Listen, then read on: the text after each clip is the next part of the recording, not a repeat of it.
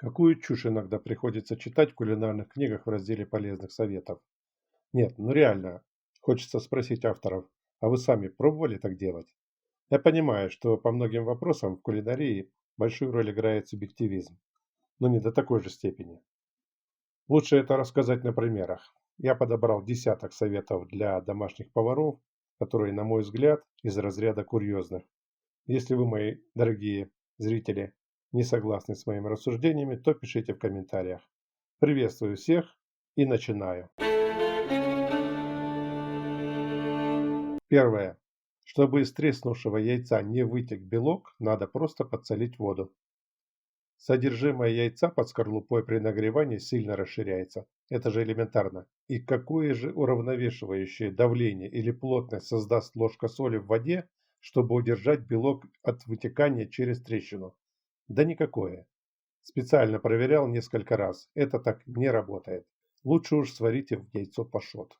Второе. В цветной капусте попадаются гусеницы, а чтобы их извлечь, надо опустить ее в подкисленную или подсоленную воду на 30 минут. Да, может сработать, если эта капуста только что с грядки. А так, вообще-то, гусеница там давно сдохла, и тушка спасать свою жизнь, выплывая из кислой или соленой воды, уже не будет. А у нас остается вариант приготовить ее вместе с капустой и съесть, или же просто тщательно перебрать капусту после разделки на соцветия. Третье. Чтобы лук при жарении стал золотистого цвета, его нужно посыпать сахарной пудрой. Уверяю вас, в самом луке достаточно своего сахара, чтобы стать золотистым. Портить и усиливать его вкус сахаром нет никакой необходимости. Если, конечно, не стоит задача обязательной карамелизации лука при жарке. Я в своей практике не припомню такого. Четвертое. Чтобы сделать суп вкусным и полезным, перед тем, как снять его с огня, нужно влить в него немного свежего сока моркови, помидоров, капусты. Если следовать такому совету, то я вижу два варианта дальнейшего развития событий. Если такую вкусовую добавку не прокипятить хотя бы минуты 3, то жидкий стул вам обеспечен. Если все же прокипятить как следует, то в чем смысл? В супах же изначально присутствуют овощи, не так ли?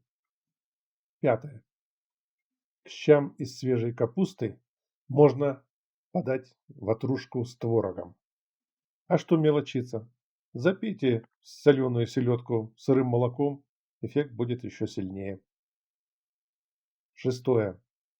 Чтобы быстрее сварить говядину, ее нужно отбить молотком, а в воду добавить пару ложек столового уксуса. Тут одно противоречит другому, по-моему. В кислой среде все варится дольше и становится при этом жестче. А зачем тогда отбивать мясо молотком, если оно потом все равно будет испорчено? Седьмое. Для приготовления бульона мясо следует нарезать небольшими кусками, а кости хорошенько раздробить. С первой частью этого утверждения можно не спорить.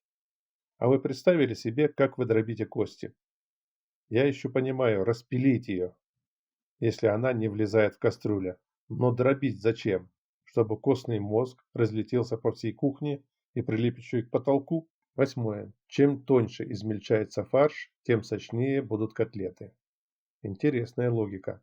Чем больше мы выжмем сока из мяса при его измельчении, тем сочнее оно будет. Как-то так. Девятое. При размораживании мяса не ставьте его в теплое место и не заливайте водой. Оно потеряет вкус и питательность. Сдается мне, что это говорится о том мясе, которое пахло мясом даже в сыром виде. Я сейчас рассуждаю как горожанин, у которого мясо или из магазина, или с рынка. Оно же давно ничем не пахнет.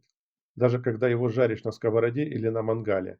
Его запах сильно отличается от привычного.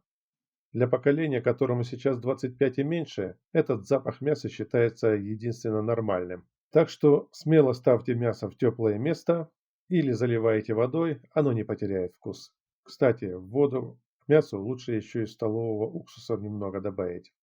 И последнее. Десятое.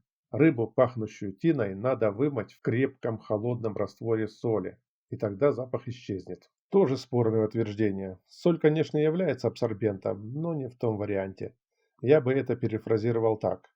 Рыбу, безусловно, нужно вымыть в чистой воде, а затем плотно обсыпать ее сухой и желательно крупного помола солью. Эту соль потом надо просто выкинуть. И не удержусь, тут дам хотя бы один полезный совет к последнему пункту.